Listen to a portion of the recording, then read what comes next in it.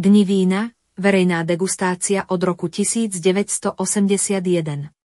Dni vína sa konajú každoročne v máji, keď sú už vyprofilované aj vína z ostatného ročníka. Ochutnávka ohodnotených vín, určená verejnosti, sa koná v priestoroch Kultúrneho domu, v Chráme vína, vo veľkej sále s plochou 216 metrov štvorcových a na priľahlej vonkajšej terase s plochou 125 metrov štvorcových.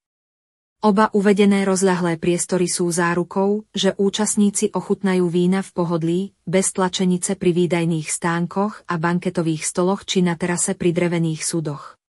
V sále majú možnosť ochutnať biele a ružové vína a na čerstvom vzduchu na vonkajšej terase vína červené.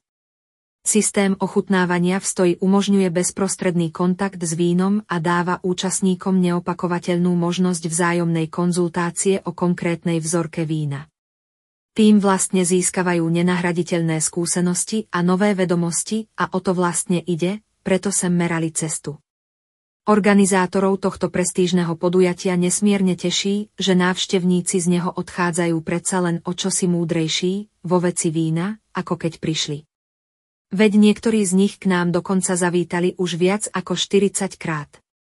Veríme, že ste takúto skúsenosť získali aj vy osobne, z čoho máme veľkú radosť a dúfame, že sa k nám na sviatky vína vrátite aj na budúci rok.